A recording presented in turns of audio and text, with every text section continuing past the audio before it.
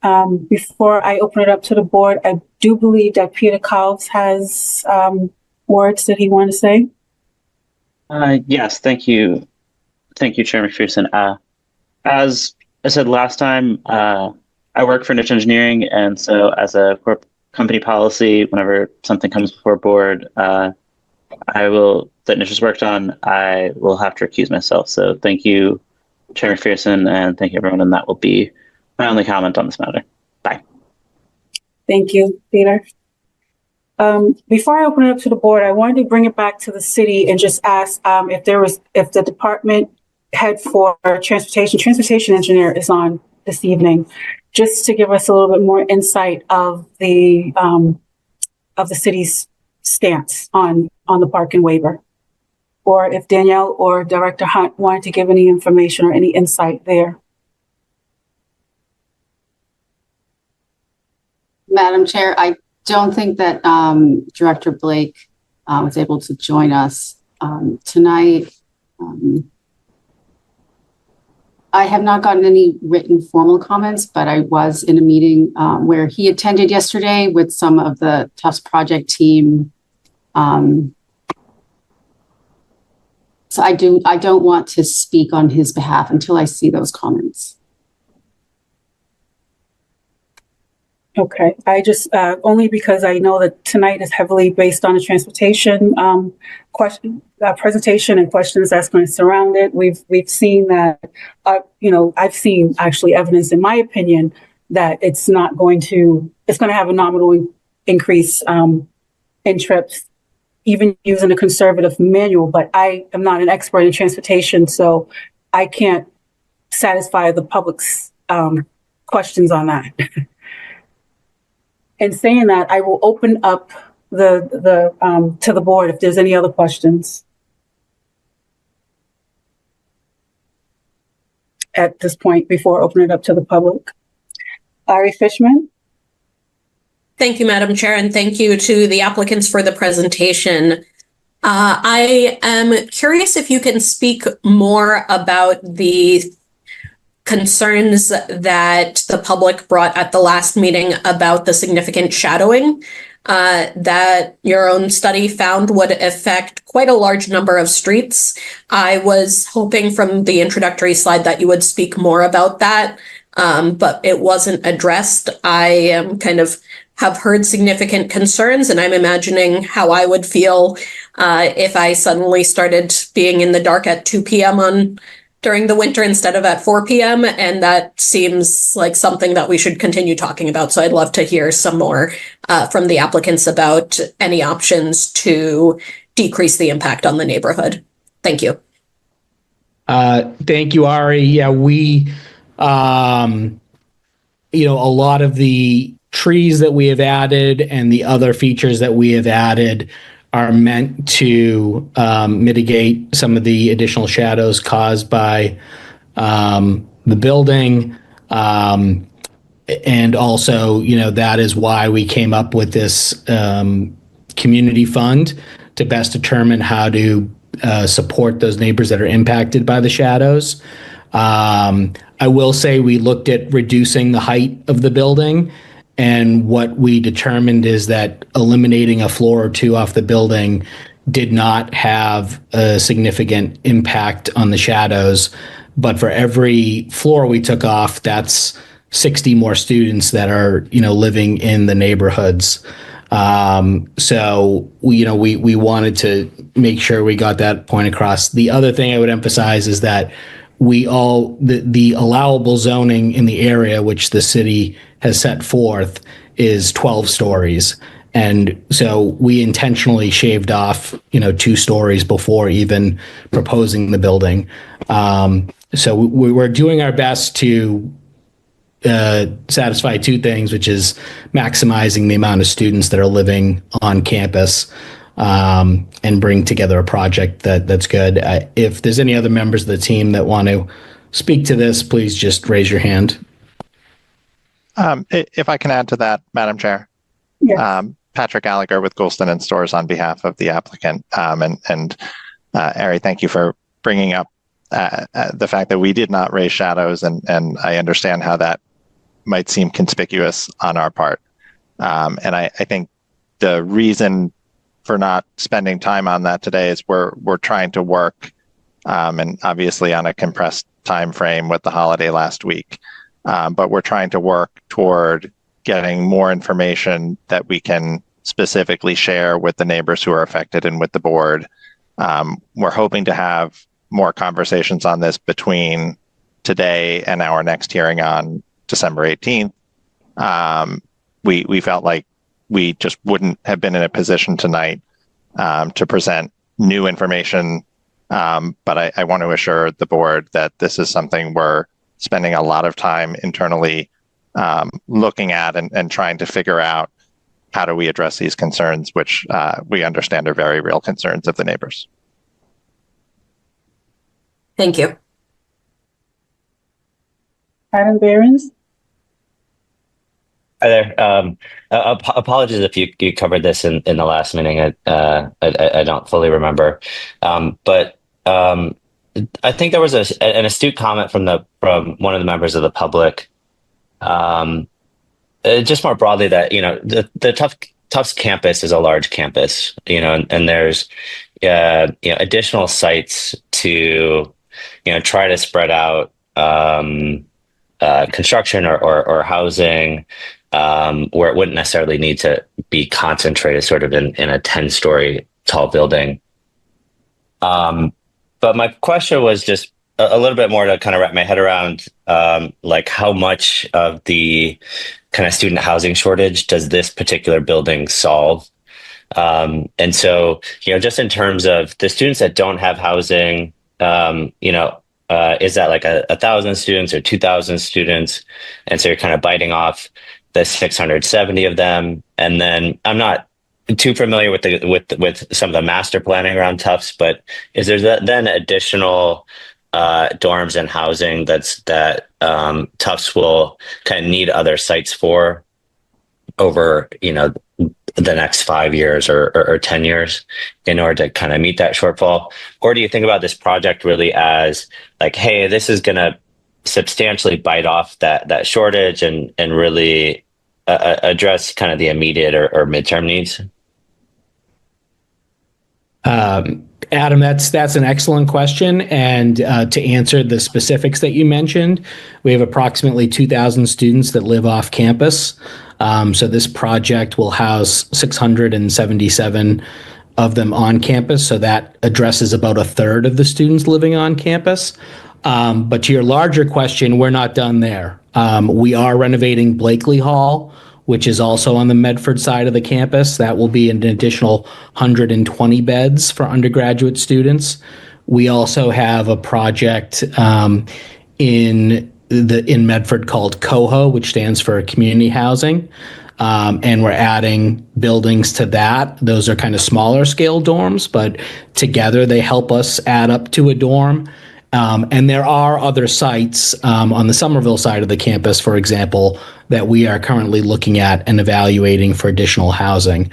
So while this is a very big chunk of those students, I do want to assure you and the board and the members of the public that we're looking at all options that we can to add more housing on campus. Thanks, Rocco. And to go along with that, Rocco, if you can just reiterate that this is not a response to increase in enrollments that Tufts may have in the future. You're actually trying to bring more students off campus back to campus. I mean, that are living off campus, because I remember attending Tufts, you only had housing for freshmen, correct? And since then, you've increasingly have created housing. So I just want to I wanted to be clear to the public that you're not responding to an increase in enrollment. That's correct, Madam Chair, and you're right. When I first got to Tufts well, the requirement is for all freshmen and sophomores to live on campus, which we currently provide. So now what we're doing with these new housing projects is really trying to bring juniors and seniors back on campus. So that Coho development that I talked about, that's junior and senior housing. This entire development will be junior and senior housing. So you are 100% right that the objective of this project is to bring juniors and seniors who are currently living off campus and bring them onto campus. Thank you. And Madam Chair, if I may, I would also just emphasize to a point that Rocco was making, this project, I think Tufts views as really a generational opportunity to bring a large number of students back to campus under the umbrella of a single project.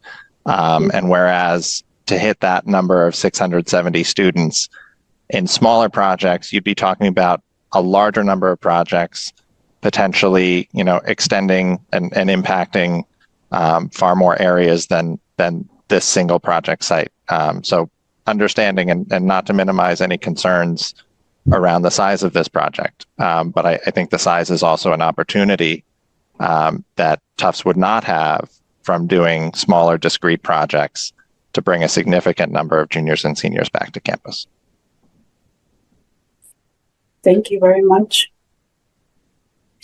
And if there are no other comments from the board, I am going to open it up to Director Hunt.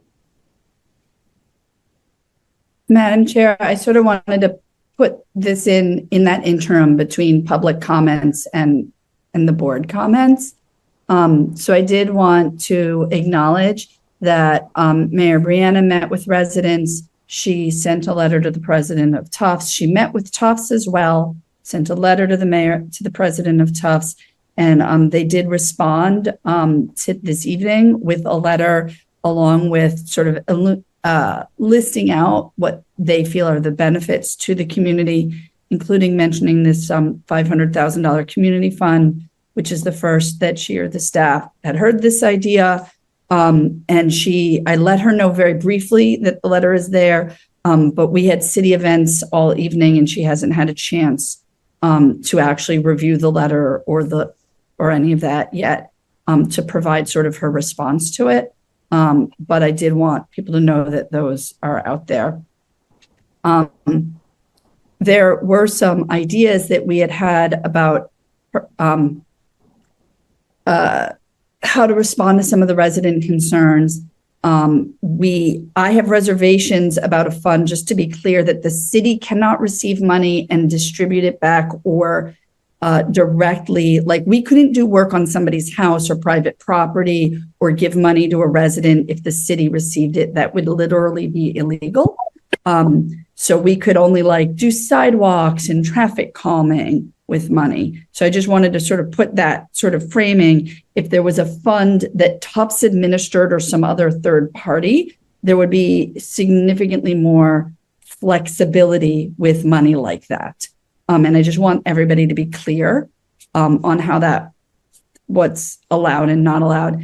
And there was one idea that I actually discussed with her yesterday that she wanted me to raise, and that's the idea of community solar. And this is the idea where an organization has solar and then other people other than the entity that owns the solar benefit from the renewable energy, the electricity, that they buy the electricity off of it. Often we've been hearing from residents who are very much in favor of helping low-income people, that they'd like to see a community solar project where low-income people could then buy the electricity at a discount, so they'd get discounted electricity and benefit, particularly people who couldn't afford to have solar on their own homes. And so an idea of having a community solar project through Tufts, where the residents whose homes by a solar expert could tell you whether or not you could have solar on your home based on the amount of shading at your location. If they were found that they couldn't because of this project, that they could benefit from a solar project at Tufts. And so I just wanted to put that forward because that would be a response to a direct impact that would be possible. It wouldn't help with any shading, but would help with higher energy bills because of more shading, for example. So I just wanted to put that out there as an idea. I don't see any way that anybody could respond on the ability to do that upon hearing it at first. They'd have to look into it. So I just wanted to put that out there. And then I can manage the public comment queue for you. And if you'd like me to speak about the written letters. Thank you. Yes, I'm just going to do the public announcement and just set a little bit of housekeeping rules for the public commenting period. I'll open it first. I'll open the public comment period. Those who wish to provide comments can use the raise hand feature or message Danielle in the chat. If you are having technical difficulties, you can also send an email to ocd@medford-ma.gov. Before providing your comments, please state your name and address for the record. A reminder to all meeting participants to please refrain from using the chat function to message any comments to city staff or board members, as it is not part of the public record. However, if a participant is having audio or other technical difficulties, you may message staff for assistance. Each participant will have 2 minutes to speak. One of the things I wanted to just set straight is that tonight's comments will only be about new information and not comments that we've already rehashed in the past. And we can only take into consideration things that are part of the site plan review that the CDB board can control, like height, bulk, parking, setbacks, design, but we cannot do labor agreements. We have no control over labor agreements, and I wanted to make that clear to the public before opening. And with that, Director Hunt, can you please manage the public comment queue? I know that you're not able to read all emails and letters, but if you can please just give us some common issues or themes that you have read. So I did share with the board an email this afternoon, late afternoon, so I can't imagine that anybody's had a chance to see it. A couple of the letters had some illustrative photos in them. And so I called their attention to the names of those letters in our public comment section if they wanted to see them. And sorry, I had it in front of me. I just wanted to give a very brief summary. In general, there were some concerns about whether Dover applied here. And I will tell you that we got a very clear statement from our lawyer that if Tufts owns the property or leases the property and the building houses Tufts students, that in their opinion, it is very clearly a Dover project, and there is no question about that. And sorry, I had a quick summary up in front of me. I wanted to just sort of give you the numbers. Actually, I can tell you there were, since the last meeting, we've received 12 letters from residents that have concerns, issues, they're opposed to it. They feel the project is rushed. They are concerned about the shadowing. They're concerned about living right next to a 10-story building. And they're concerned about construction noise and construction impacts on them. Then we received 8 letters from residents who said they would really like to see more housing on the Tufts campus, that they like that it's near the T-stop, and they'd like to see more housing built and built soon. So that's the very brief summary of that. And all of those letters are available in full in the public comments folder. Thank you, Director Hunt. And do we have any members of the public that wish to speak this evening? Madam Chair, I had a participant message me that they are unable to raise their hand. So I'd like to take this person first. It's A.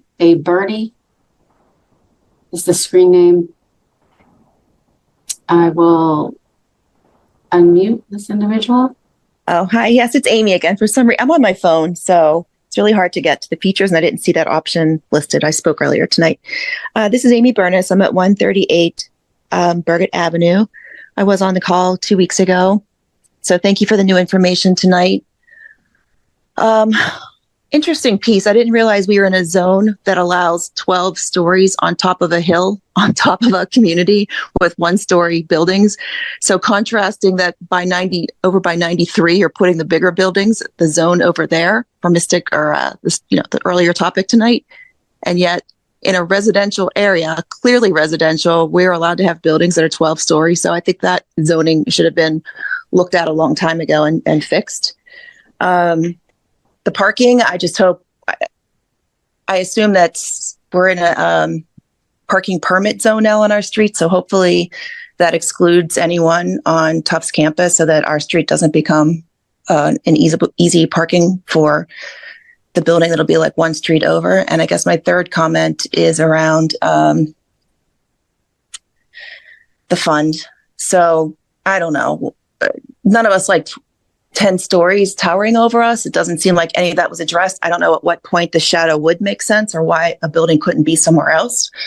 500,000 for who? I guess I would like to just put on record then those of us who are living in direct impact of this should have a very good say about it, whether it should be solar, I don't know. I don't know what the perfect use should be, but there should be discussion if that fund is available, particularly for those of us on these streets where we're going to be living in the shadows of a large building. So thank you for my time. Thank you so much. And just to reiterate, the city will have to have continued conversations with Tufts University regarding that fund. So it's not written in stone, as Director Hunt has already said this evening. The city cannot accept that fund. So they're going to continue to have conversations with Tufts University going forward regarding parking and the shadow studies, just to give you an idea, Ms. Burney. Next. The next. Alex Hackman. Or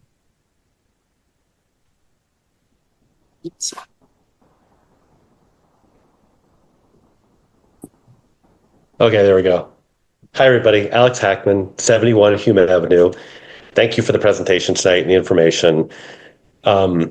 This is super real for my household. We're going to look right out of my kitchen window here and right out of my diner window, and boom, it's going to be right there. So that said, we in our household are very supportive of higher density, of bringing kids back to campus, what it means for the units that'll become available for other people in the community. So kudos and appreciate all the information. I want to raise two concerns though. The first is about it's a parking issue. It's not about the parking by the residents. It's about the temporary parking that is going to occur from deliveries.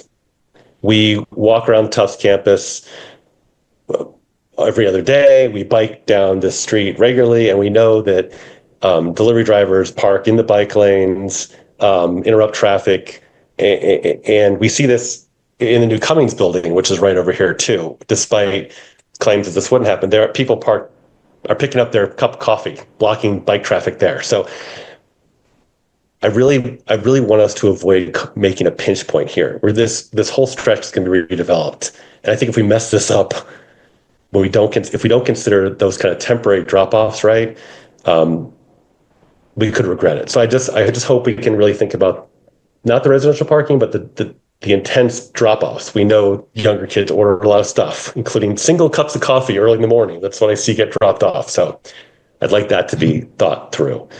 I know, seriously, Pat, I do see that.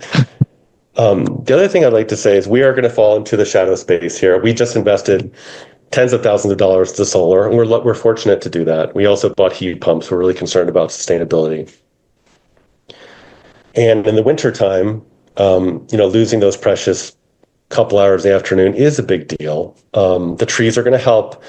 But Mr. Dorico, you mentioned that you had looked at the alternative impacts from the 8 or 9 story buildings. I'd like to ask if that could be put in the public space. I think that was the question that my household's interested in. It's just a relative to what question. We like density. 10 stories, it is high, right? Density is great, but like how much less shading are we going to see from 8 or 9 stories? So I really encourage that to be put in the public space so residents who are in this shadow zone can really think about that. And with that, I'll wrap up my comments. Thank you very much. Appreciate all the information.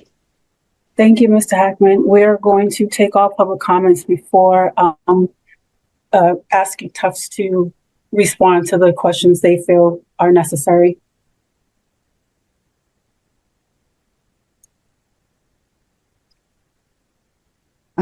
I'll call on the next one. Madam Chair, I want to ask Tufts if they could plan to, when they're responding, zoom in on that drop-off area. Under most site plan reviews, we would look much more closely at the drop-off area to see how long it is, how many vehicles, how that's going to work. And I think the board should take a look. The next member of the public is Lori Krieger.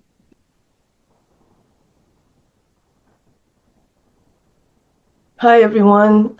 Thank you. And Madam Chair, I apologize for speaking too long last time. I had 3 minutes written, but I couldn't edit in real time. So my biggest concern is all of it. I think you saw the photos that I did. I hope you did. Please take the time to do that. The thing that I really want to hear is, like, one of the developers tonight said that they put the building at the bottom of the hill. No, they put the building at the middle of the hill. And the side view, the elevation ends abruptly at the end of the train tracks. And then there's the rest of us, the other half of the hill. And so I think it's an extreme placement by virtue that it's in the middle of the hill. And we want to see what that looks like. Like, right now the building's on the left of the picture. Center it or put it right so we can see the whole story. And I'm really concerned that in most of these renderings that we get, we're not getting the whole story. Similarly, all of the photos around the project itself, where it's placed in space, is at a very, very wide angle view, which we know makes objects farther away smaller and those closest to us bigger. It's kind of like our peripheral vision. But a 50-millimeter lens is what we see in terms of how things are squared up, size and scale. So show us that building again, but in a real situation, not this skewed one. Make it look like it would look to a human being. So 50-millimeter lens. We want to see what it really is going to look and feel like. And I've also mentioned every floor of my house on the south side, I get to look in a dorm room. I don't want to see 20-year-old junk. I just don't want to. And I think it's really important that you cannot replace the sun. You just cannot replace the sun.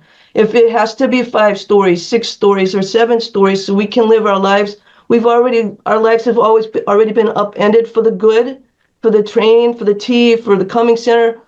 We support development for sure, but there are a whole lot of parking lots on Tufts. There's a whole lot of place to do things, and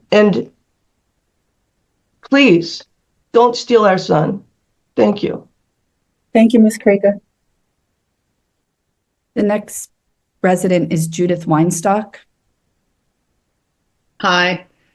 I think, we spent a long time and a reasonable amount of time, and even more time should be dedicated to the whole shadow effect of the building, because it will be substantial for the group that is affected by it.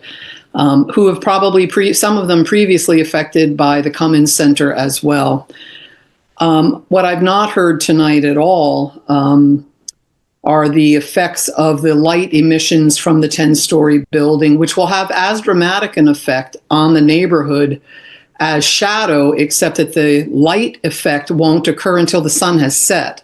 And then in the community below, it will feel like daytime at night, even more than it already does, and substantially more.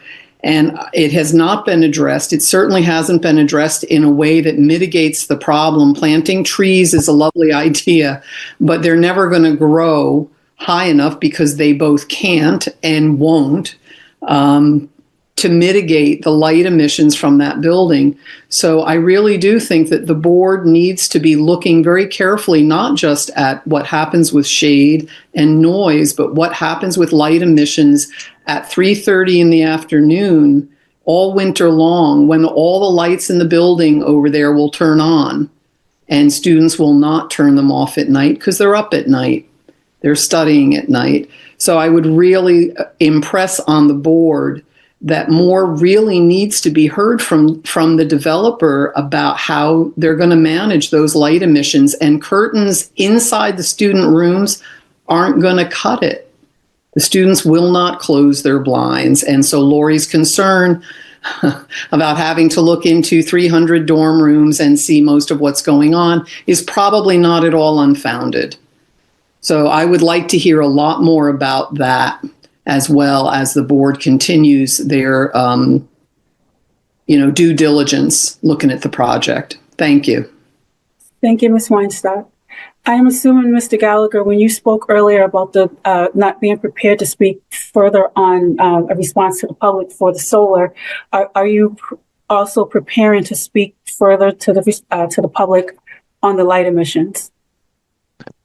Thank you, Madam Chair. I think we're happy to address the questions as best we can, and it'll be a conversation that probably continues beyond tonight, but we can provide some responses.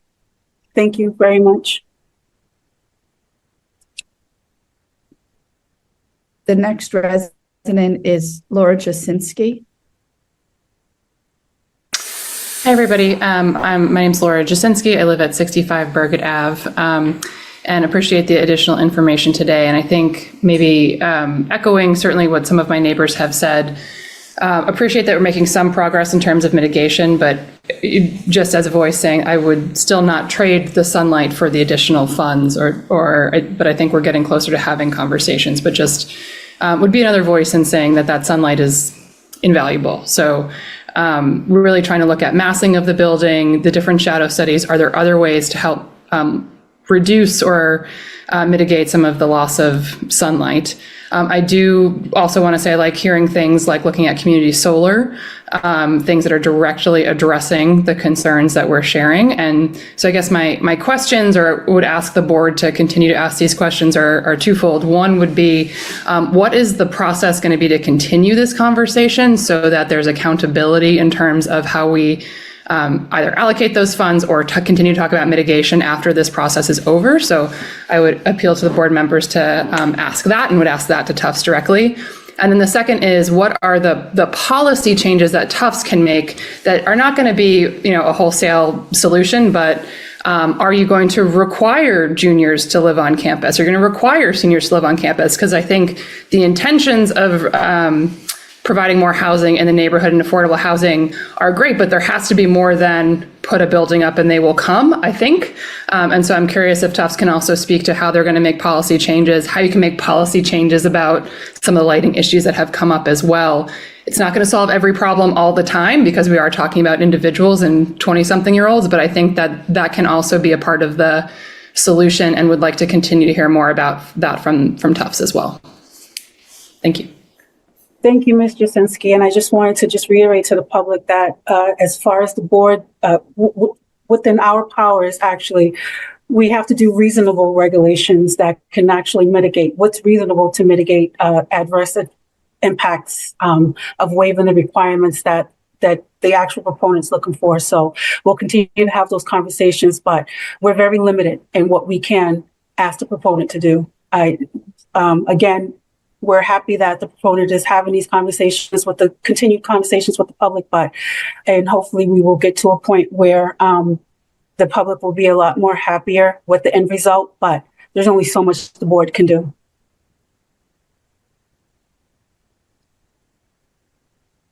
Madam Chair, the next speaker is, says Mike Krasinski, but it's Laurel Ruma. Thanks, Alicia. So the traffic study to me really felt like a parking study. We all know how traffic moves around here, and Alex's point about how dangerous as well as disruptive the traffic is in front of the Cummings building is really true. With a quick serve coffee shop with ride shares picking up and dropping off, food deliveries 24/7, the uptick, as well as deliveries to the building itself, the uptick of traffic in the area that requires careful maneuvering, not just for cars, but pedestrians and cyclists as well, is really significant. So the fact that there is no kind of traffic drop-off pickup in front of these two large buildings, which, I have to say, I had no idea how much food people ordered to just have delivered until I saw the Cummings building, all day and all night. It's not insignificant. And I feel like any real traffic study in 2024-25 would have to really visit that kind of disruption, as well as what we're not talking about, which is 700 kids moving in and out of a building twice a year. What does that look like? How does that disrupt Boston Avenue, a main thoroughfare for the city, but also emergency thoroughfare? That is the kind of traffic study I expected. I expect these kind of answers to be ready for the public if you're seeking approval for the building to be built, which kind of leads me into my next point, which is this entire process seems very rushed when we're talking about, the need to do everything all at once without the proper studies, without the agreement. We don't know if the $500,000 is actually real. We don't know how it'll be executed. We know this building won't have solar panels. So where is the solar farm going? I mean, property around here is incredibly valuable. There's no way that Tufts is going to then just put solar panels in the middle of a parking lot when they could put up a building. So, we need to be extraordinarily realistic about two things that don't exist now. And we have no thoroughfare to actually ensure they do exist. And one is the trees on the north side of the property. That's actually the city's and the MBTA's property. And the second thing is this $500,000 fund.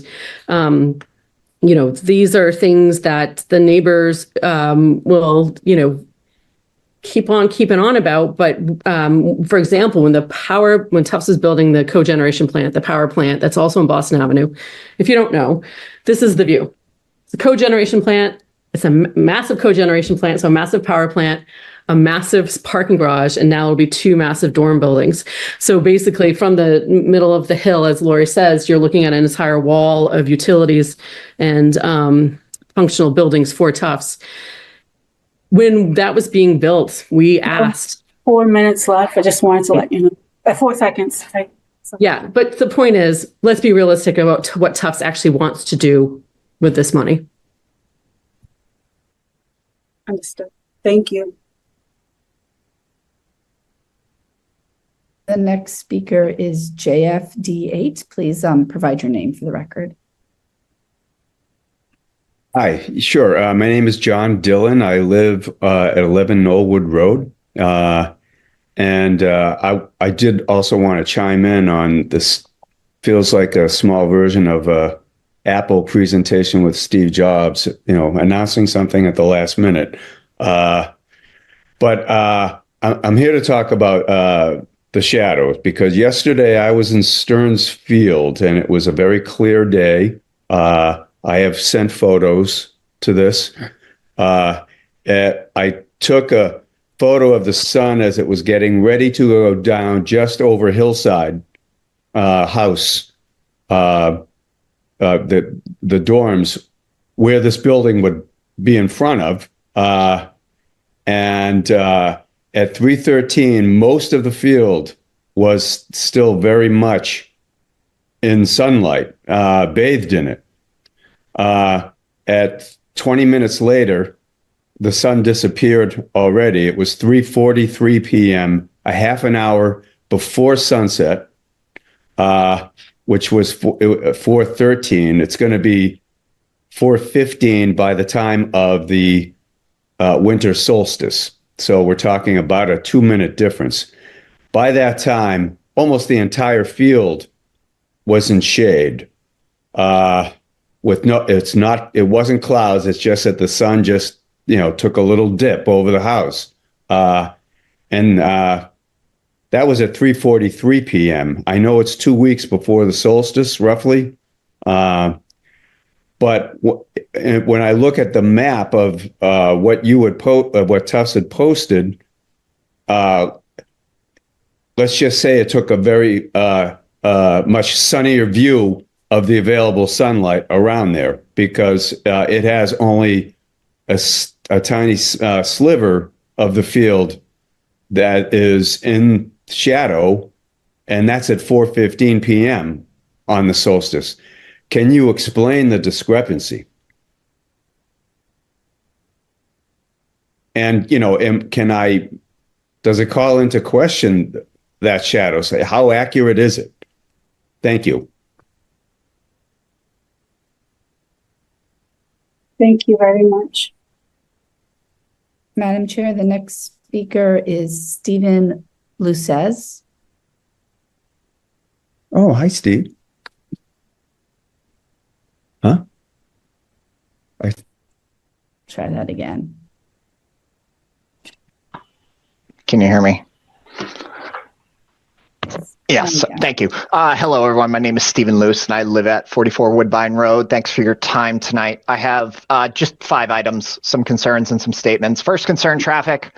Like Laurel mentioned, the traffic impact study, just based at, similar to what she said, just based on the Cummings building traffic, the ride share, pickup and drop off, as well as food delivery. And I mean, the ride share, they just stop in the middle of the road, drop people off. Because the building is there and there's not a crosswalk. I know there will be crosswalks at this, but students just cross where the where the entrance and exits to the building comes out. I've seen pedestrian to vehicle accidents there. So there, I just like Laurel mentioned, I just have big concerns on the traffic impact study, which is food delivery and rideshare pickup. I mean, you may have a rideshare lane. They're not going to be. I don't know how Tufts is going to enforce them to not just stop on Boston Ave and pick up students right outside. I just don't know how that is going to be managed. It's not managed at the Cummings building currently.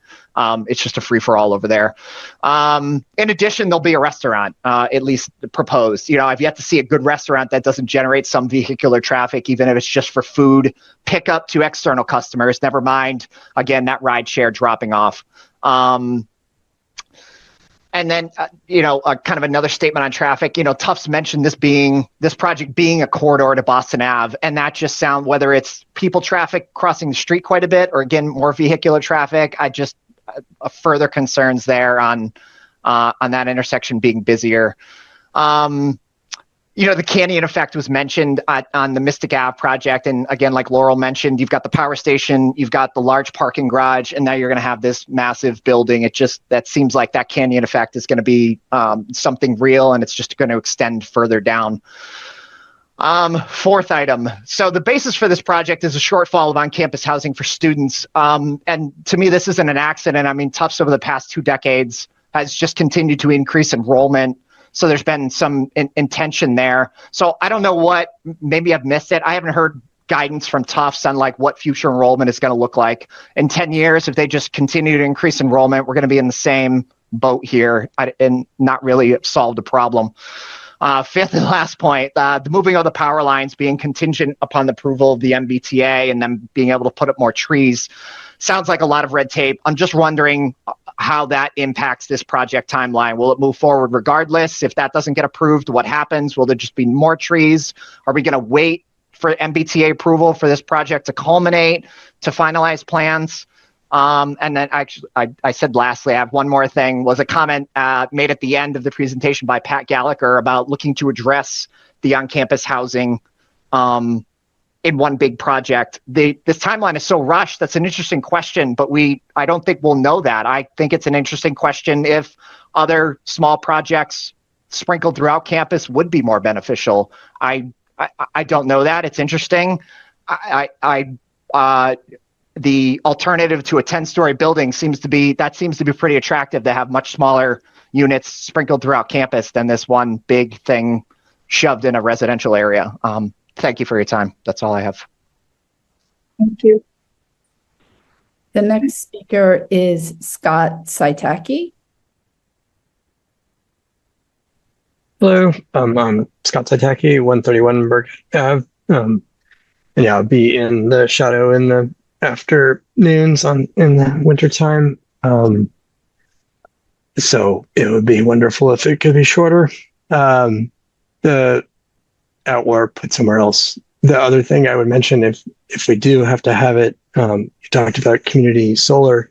Another thing to consider would be community geo, where we wouldn't need to find solar space, but we could put the geothermal under streets and share it with the houses around. There's been a few pilot projects in the area, and Tufts seems like could be a good partner for doing that. It's kind of a researchy thing, so it could involve the university in that way as well.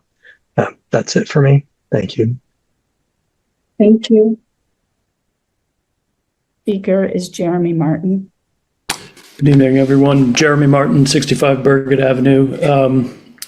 I just want to ask a question about the issues with MBTA and the power lines. Has the team considered burying the power lines along this stretch as a way of getting more significant canopy trees on both sides of the street and avoiding that limitation? Another question to Tufts and its team.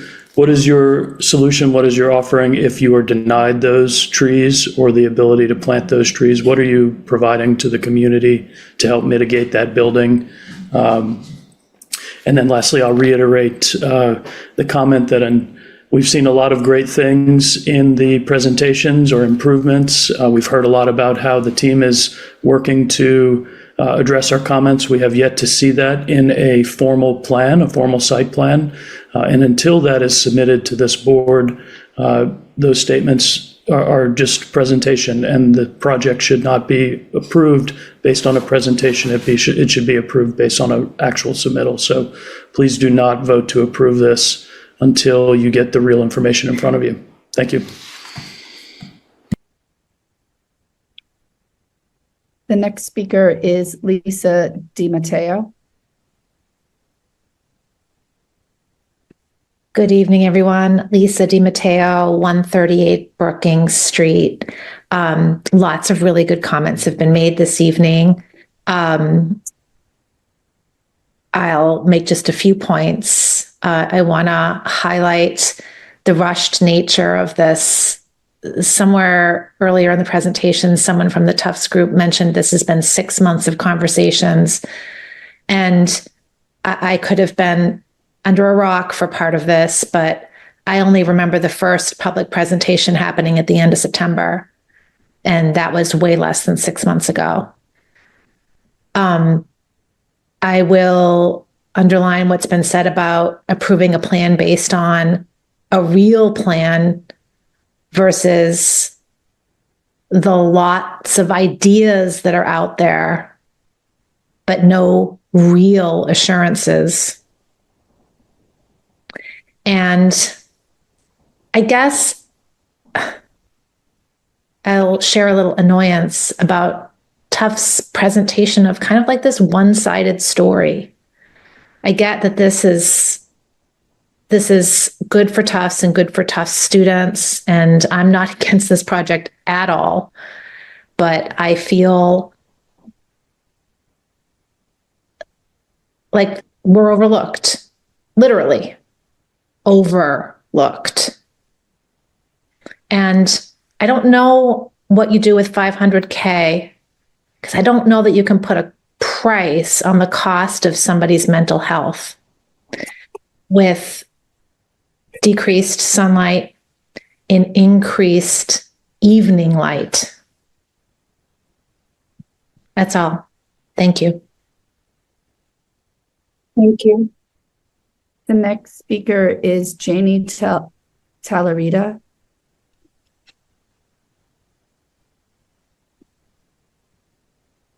Hi there, Janie Talarita at 68 Charnwood Road. And I guess just a couple of quick things. I agree with pretty much everything everyone has said so far. Also curious, there was a comment that that reduced number of stories was looked at, and it was determined that wouldn't make much of a difference in terms of shade. And I feel like there should be actual studies, and we should have the chance to see them. We being the community. There was a comment made that having one big development in one area and two massive buildings was better than spreading out housing, because spreading it out would impact a whole bunch more neighborhoods, and let's just keep it all in one place where it only impacts one neighborhood. But that impact on our neighborhood is as massive as those buildings are. So I think that spreading it out would be less impactful on a wider range of neighborhoods. And just, it's not insignificant also the acknowledgement that Boston Ave from College almost all the way to Winthrop Street will just be one big, gigantic, massive wall of building overshadowing us. And just to confirm Lori's statement that the bottom of the hill is where the Mystic River is, not where Boston Ave is. That is the middle of the hill. So I think that's it. Thank you. Thank you.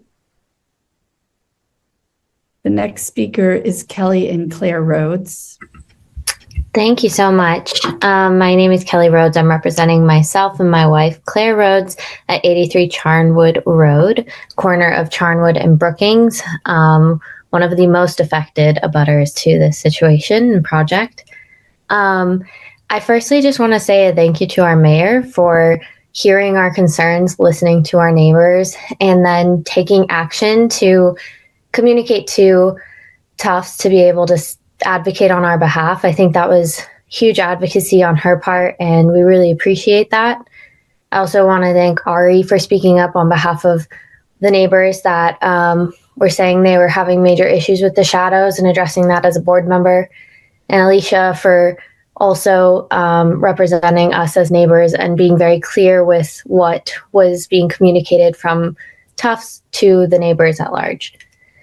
With that said, I want to reiterate what my neighbors have said in terms of this is going to be devastating to us as homeowners close to this situation, especially the abutters who are going to be directly affected, not only mental health, but with all of the other concerns that they have raised, that we have raised in letters, etc.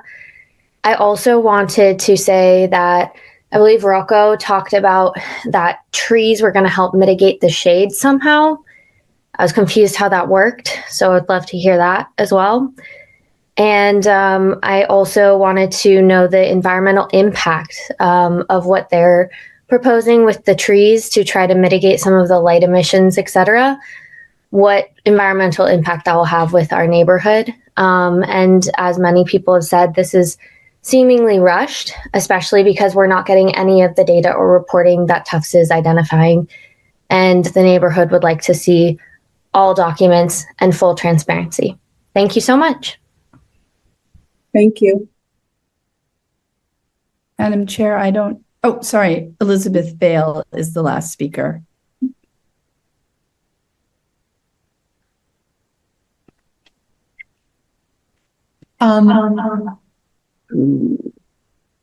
I just cannot pass up any opportunity to voice my strong objections to this project. And I've submitted written comments that lay out a bunch of my concerns, but this just massive, completely out of scale set of buildings is going to be a permanent negative change to the hillside area for everyone. I should say I live at 34 Emory Street, which is a few blocks away, but this is our neighborhood, and I really feel for the people who are direct abutters, but it's still going to affect a lot more people. And those more people did not get any notice to participate in this whole discussion. I only found out about it at the end of October. I missed the September meeting somehow, but still not. The communication somehow has to be improved so that something of this scale in a neighborhood like Medford Hillside, which has a definite character, can be so that people can know about it and have a chance to have an effect. I really cannot believe the zoning being maximum 12 feet in this area. That really should have been changed. I hope if anybody's listening in this meeting who can affect zoning, that's crazy in that particular location. I want to call attention for the board to the long, eloquent letter that Lori Krieger sent a couple of days ago, and that John Elliott amplified in writing today, pointing out the issue of the photographs taken with a wide angle. And he made a mock-up of what this will actually potentially look like at 9 stories. He didn't even do the 10. And it's just, I would like to know where around here is a 10-story building. You know, how can that possibly be even contemplated around here? I just don't understand. I was here for the whole meeting, so I heard all the discussion about the Mystic Avenue corridor.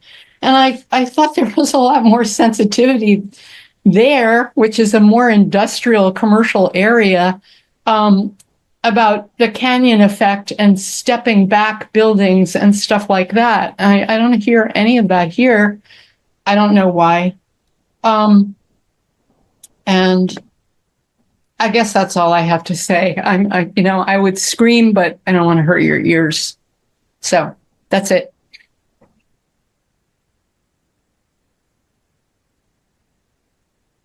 Thank you. It seems that actually this is a new speaker. This is Mike Krasinski. Let's raise his hand. Okay, so I guess my comment is more for the board here. I guess I kind of get the feeling that the board doesn't feel like they have a lot of power in this, right? But you do have the ability to regulate size and bulk. And I know it's going to seem hard against Dover and against a big developer, a big real estate developer like Tufts and Capstone. But the opportunity is going to come soon to do the right thing. And I think that the things to remember is Tufts really hasn't addressed the issues that the neighbors raised, the issues that the city has raised tonight in this meeting. Nothing has really changed from the last meeting till tonight. The $500,000 fund really doesn't matter. The trees which aren't approved don't matter until they're approved. This is all a lot of smoke and mirrors. You know, if you look back at the JCC and you can read the DBA decision there, it says that Tufts essentially in that case, in the dissenting opinion, it says that the Tufts tried to do a bait and switch. And I think what they're doing here isn't much better, right? They're telling you they're making changes, but they're not really changing much. And I know it's going to seem hard to make the right decision, but because you feel like maybe Tufts will challenge an appeal if you try to impose the conditions. But you do have the power for bulk and height to impose those conditions. I think that it is at the border of a zone between an apartment 2 and a general residence and a single family zone. I think there is opportunity there to regulate this building. I know it's going to seem hard to do, and it's going to seem like a difficult decision to make. But I hope the board does the right thing. And really, that's my only comment. Thank you. And I just wanted to reiterate that, yes, the board does have control over regulating the bulk and the height. However, I want to reiterate that any restrictions imposed must be considered reasonable and not excessively burdensome. So there's a balance that the board must consider when it comes to the proponent's proposal. Are there any other public comments? Lori Krieger. Madam Chair, Lori Krieger's raised her hand again. Since there are no other, yes, please allow Ms. Krieger to speak. Okay. Thank you so much. I just wanted to wonder, an excessive burden to whom? Right, that's, I mean for Tufts. I know you mean for Tufts, but the burden for us is beyond excessive. And I definitely understand, and I do empathize with that. But I meant for the 40A, for the Dover Amendment Regulation, 40A statute is what I meant. It cannot, the proponent cannot be severely burdened in what that regulation is. Whatever you can do. I understand, Ms. Krieger.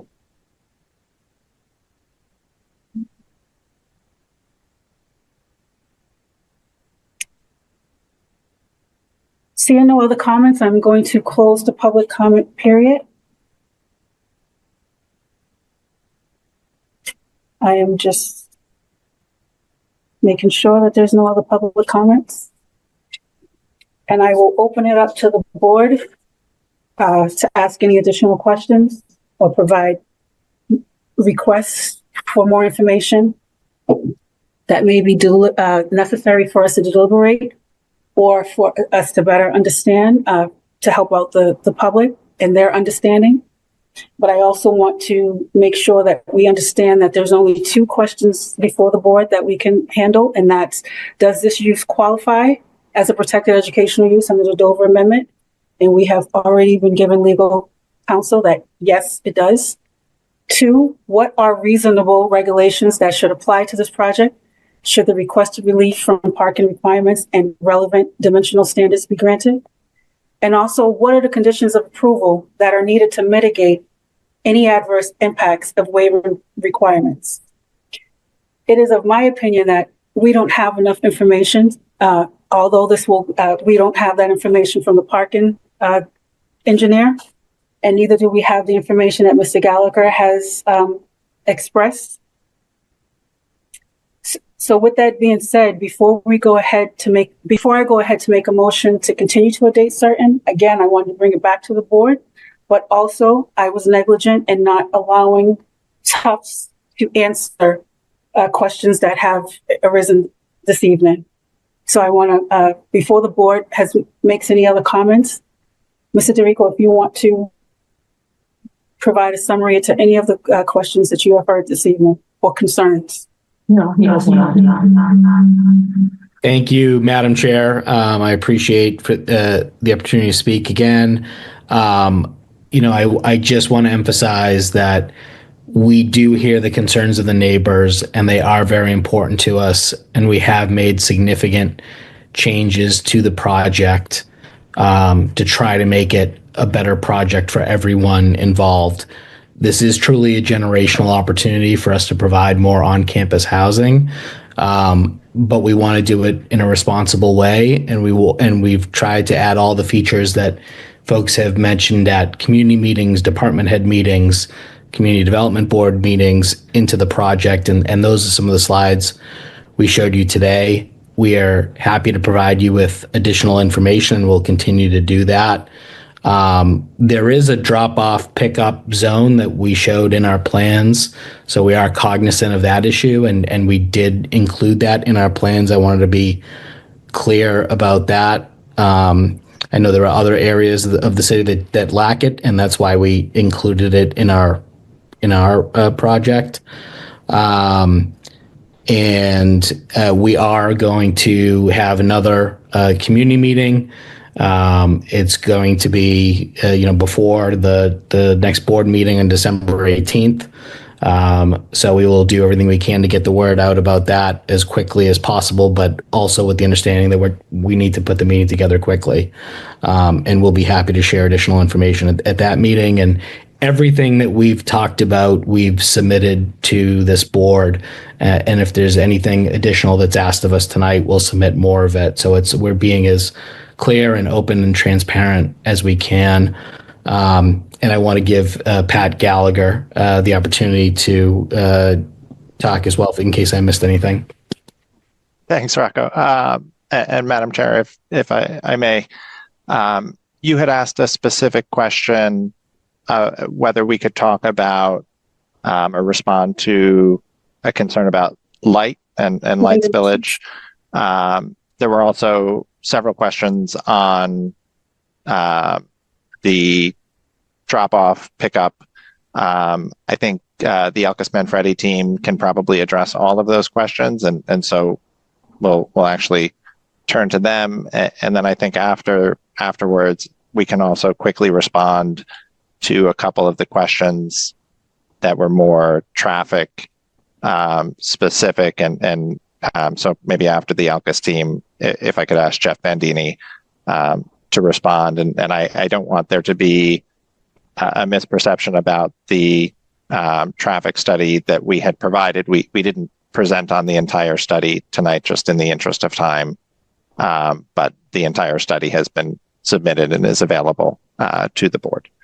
So and we did discuss that with Director Blake, and happy to take the board's questions. But I think if we could start with the ELCAS team on the design pieces that I mentioned, and then Jeff Bandini at Niche on the traffic concerns. And as you're responding for the traffic, the concern more so is the drop off and pickup. And I understand that you said it was on the submissions. However, if you can sort of explain to the public what, even if you want to put it on the screen again, and just explain it for the public and what your visions are for that.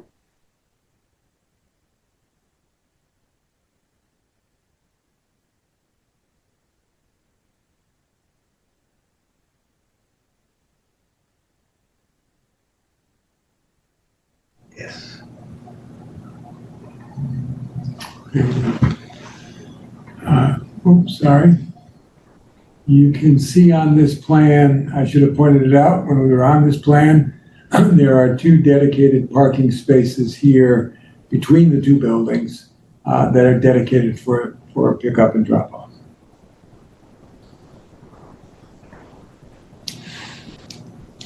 Sorry, did you say 2 spaces? I did. Personally, as the city planner, as we've been reviewing other apartment buildings, I would recommend more than that. We'll certainly look at that.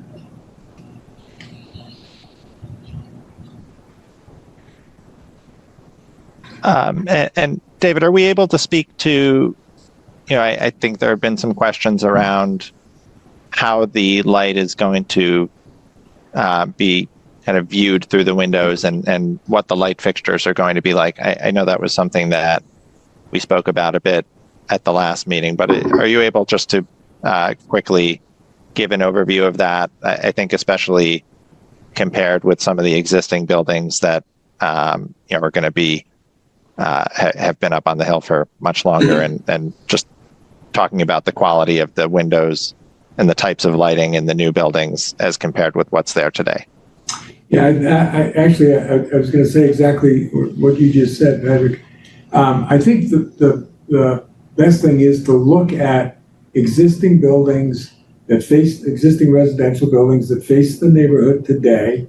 They're a little farther back, but maybe they're 100 feet further away, and the light spill that's coming out of those residential buildings, and factor in to your point, the improvement in light fixtures, the quality of light, and then I know a number of people have discounted the value of blinds and shades, but look at that with and without blinds and shades. And I also look at it relative to, you all know this is designed to be a passive house building. Passive house requirements, very strict control over the ratio of opaque to solid, meaning window to brick in this case. The amount of window in that facade or any facade of the building as measured today, as the building is drawn, as you've seen in our renderings, is about 30%. So we can compare it to existing buildings that you're looking at every day or every evening, what those percentages are.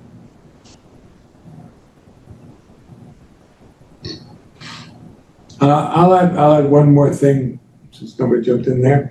I think it was mentioned that we have done studies on shadows, the difference in shadow impact between a 10-story building and an 8-story building, and we can be prepared at this next meeting to show you what that delta is. And I'll just add to that I think, Rocco had mentioned just a moment ago, our goal is to have a follow-up meeting between this and the next hearing to share some more detail and just have an ability to talk in more depth and show the shadow studies in a way that, this setting is not necessarily the easiest venue to do all of that in. And that's not to say that we're not going to show those same studies and provide them to the board. But the goal, I think, is to be able to show our analysis on, why are we saying that we think the impact of going down in height is going to be maybe less than you might think otherwise. And so that's part of the goal of this meeting that we're going to be organizing in the next week or so. Thank you. And the only other question that and I'm not sure if you want the city to speak to this, is about the burying of the lines. And then additionally, what is the alternative if you can't get the permission from the MBTA? So, Madam Chair, on the first question, I'll take a quick stab, but I'll look at Jonathan to correct me. But in the meeting earlier this morning with Director Wartella, I think we all expressed that we would love to be able to bury the lines, but that National Grid is not amenable to that. And so I think that's why we're looking at our next best option of moving those lines across to the north side of Boston Avenue. And as to the other question on how do we move forward if the MBTA does not give us permission to do that, I think I would first note that we've had a lot of positive conversations with the MBTA, with their consultant Greystone, with National Grid, and with the city. And I think with Director Hunt and her staff, with Director Blake, I think there is a universal desire to improve the streetscape, and we appreciate that the city has made it really clear that whatever the city can do to assist with that, including working with the MBTA. So I think we're encouraged by the progress that we've made with them. That being said, we are, and we'll have updated plans to submit to the board in advance of the next meeting that we would consider to be treated as the control plans that we would ask the board to vote on. And those plans will show alternatives if, for example, the MBTA says you can't put poles right here. But again, it's it is our hope and goal to be able to do that. We're encouraged by the conversations that we've had. And I think it's a priority of the development team for many reasons, including the improvement that it'll affect on Boston Avenue. Thank you very much, Mr. Gallagher. So I will bring it back to the board to see if there's any other additional questions or requests.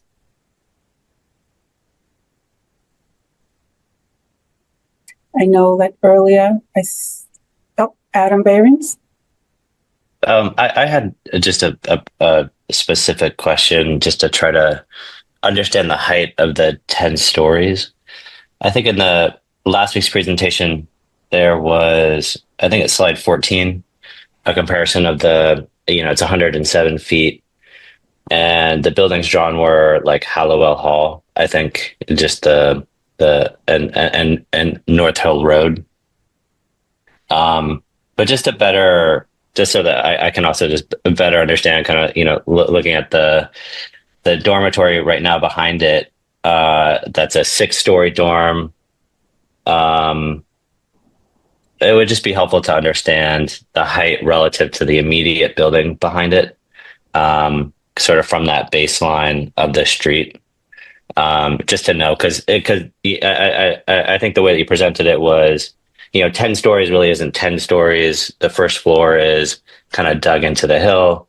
I don't know, it's hard to do the math on the exact building heights, but I just wanted to look at the concrete number of the height of the building behind the proposed building and then the proposed building height. We can certainly provide a section, running north-south from Boston Ave through the proposed buildings, through the hill and through the existing buildings, and you can see them relative to each other. Okay, yeah, thanks.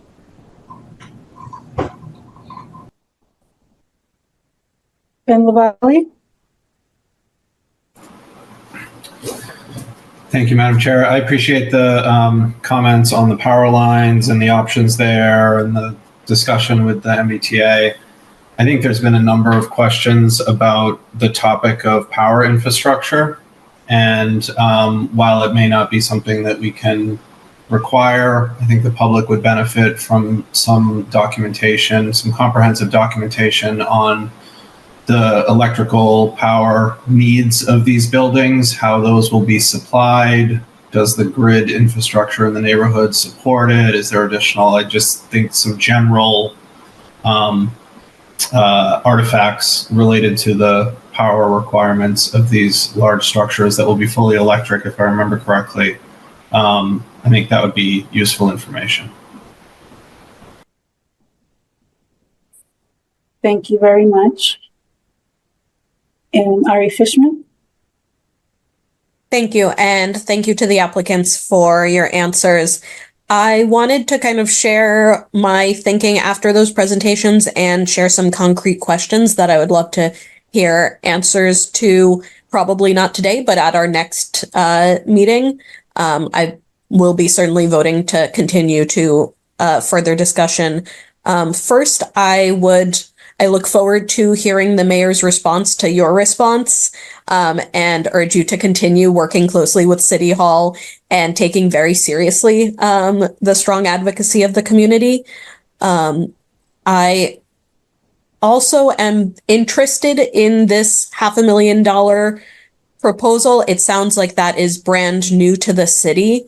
I would like to see a lot more detail. And I'd also like to note, as those discussions progress, that I think if there is going to be a very concrete negative harm to neighbors in terms of losing sunlight, I like this idea about reduced solar costs, and did hear that it was specifically only people who were eligible for solar. I think it would be worth considering everyone who's shadowed by the project. I think it shouldn't just be that opportunity cost. And I think it could also be worth talking about subsidizing other utilities that are impacted by the loss of sunlight, like heating. I am interested, as a community member said, in seeing the data and estimates of the alternative impact of an 8 to 9 floor building. If you could please share that. And am also curious about this drop-off area.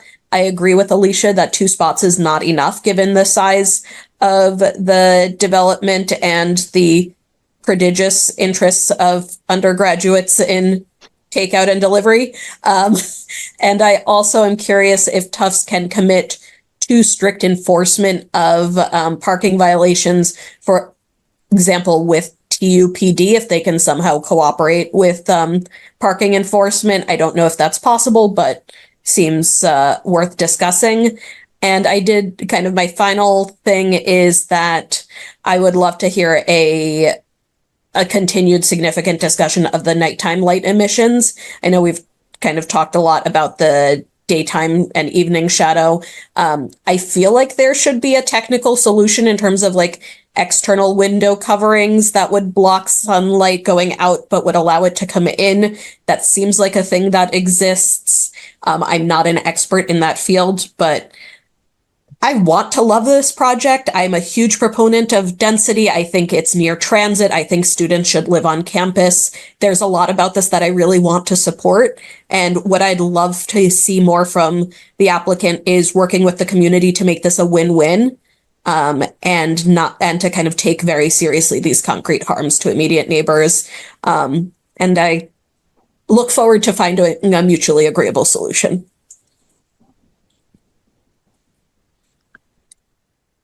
Thank Madam you, Chair, Mary. would it make Yes. sense for me to respond to a couple of those, or would you Sure. prefer? No, Okay. please, as you feel. Thank you. So Ari, thank you very much for your comments. We really appreciate them. And just want to quickly say, because I know we're losing hours in the day, on the proposals that we've heard talked about tonight, both between the $500,000 fund that Tufts is committing to, as well as the discussion over community solar.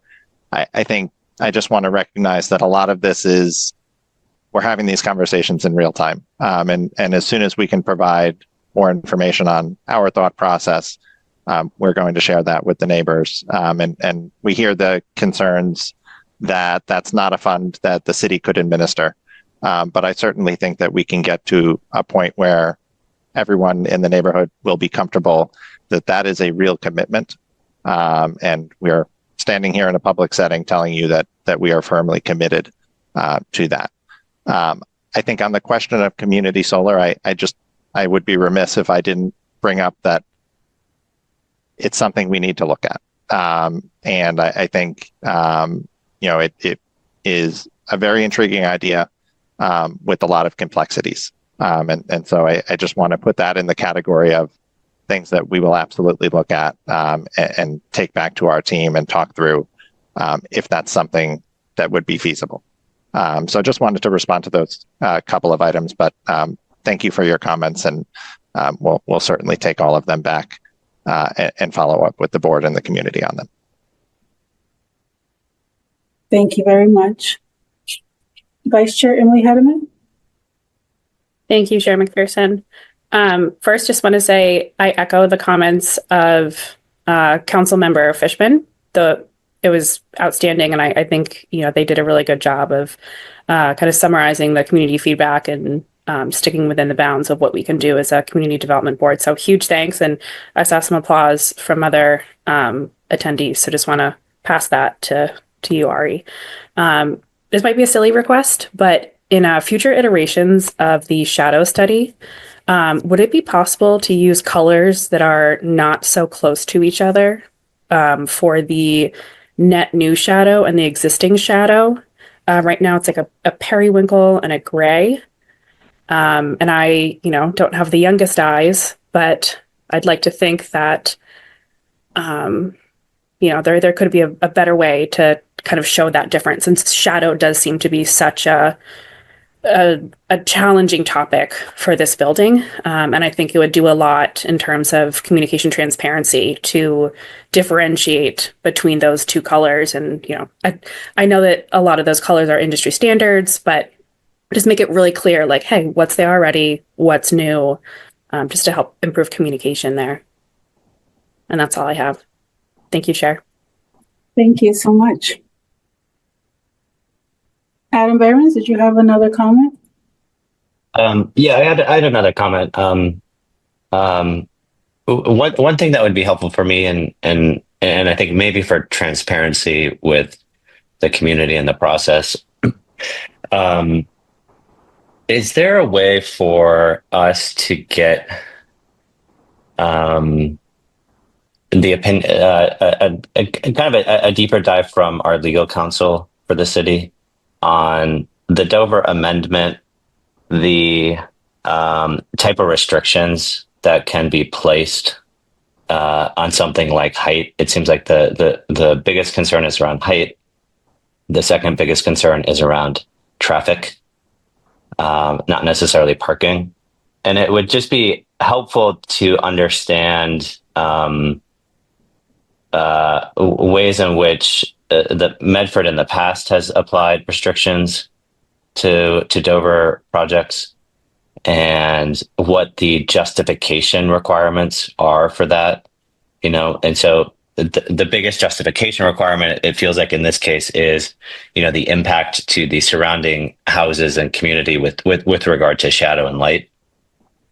And I just don't know from a precedent perspective, the extent to which we as a committee really have the flexibility to kind of put those restrictions with that justification. And so I don't want to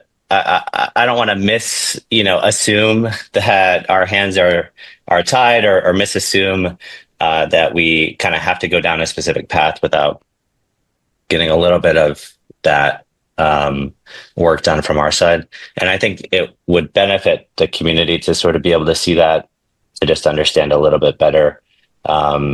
Just the purview that we have with the Dover project. Thank you, Adam. And actually, that sums up my actual comments because it was asked earlier exactly who would the burden be on. And one of the things I wanted to make sure that we understood with the city before we did anything, before we made any decisions, even after continuing, is exactly what conditions are we allowed to do, and what is considered reasonable regulations to mitigate these very real concerns that we're hearing from the public. At the same time, or reaching sort of a win-win for both the across the board for the actual proponent, the community, as well as just everyone involved. So what does that mean? What does it look like? What are our legal parameters for enforcing this mitigation? What does that mitigation look like?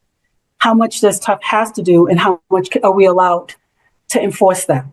So that's where I leave my comments at for this evening. I really don't have any other questions until the city is able to answer that question for us and help us fill that gap. Because I don't want to be unreasonable to Tufts University, but at the same time, we don't want to be unreasonable in our due and our responsibility to the public either. So with that, if there's no other questions or if there's no other requests, then if we can leave on that and just ask for a motion to a date certain, which would be 12/18. I'll make the motion to continue without prejudice to, we said 12/18? To 12/18. We would be continuing the public hearing for 401 Boston Avenue to 12/18. Yeah, to make the motion. 30 p.m. I'll second that motion. Yeah. To continue till December 18th. Yes, and at 6:30 p.m. You need a time. At 6:30 p.m. It's a date certain, time certain, 6:30 p.m. Vice Chair Emily Hederman. Aye. Peter Cowles. Oh, he's not on this one. Ari Fishman. Aye. Annie Strang. Aye. Adam Behrens. Aye. Ben Lavalley. Aye. And myself, Jackie McPherson. I'm an aye. Thank you so much, Mr. Rocco DeRico, as well as Mr. Gallagher and the entire team for being here this evening. We will see you on 12/18. Thank you, Madam Chair. Thank you. And thank you you to all very the much for your time. Thank you so much.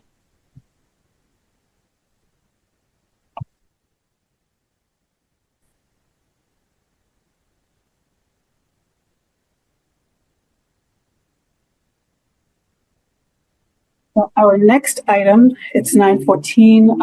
Let's see. So at this point, I'm not sure if the city has a zoning update for the next amendment coming up, and if it's something that is brief or if it should be put off to the next meeting. I will let Danielle and Director Hunt make that decision. I think we should go to the minutes, probably. I just wanted to, the city council has referred the green zone, the green score to you. We haven't actually scheduled it, so it won't be the December 18th meeting. We thought that was too full, so it'll be the first meeting in January. And there's a big public meeting. Well, there's the next city council meeting on Salem Street is next. Wait, I wanted to say, oh, I have the wrong calendar up there. It's next Wednesday night, whatever that date is. Is that the 11th? And so I just wanted you to know that we're out there advertising that to the public, to encourage people to come hear about and talk about the Salem Street zoning on the 11th at the city council subcommittee meeting, in case anybody's interested. Thank you. And so a motion to accept or approve the meetings from 10/30/2024.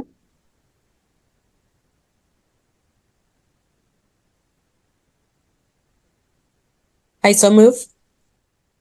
I'll second. Vice Chair Emily Hederman. Aye. Is Peter back? He is not back. Ari Fishman. Aye. Annie Strang.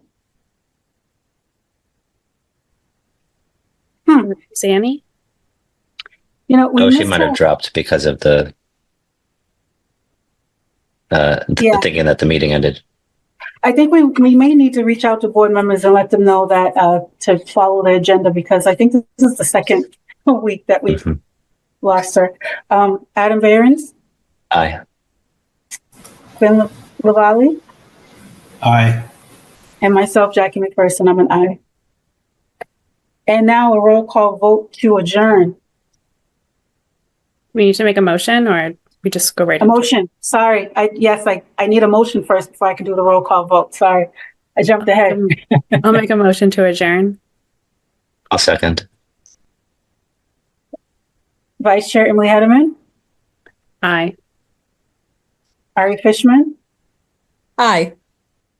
and Adam Behrens, Aye. Glenn Lavalley, Aye. and myself, Jackie McPherson. I'm an aye. Thank you all so much. See you on the 18th.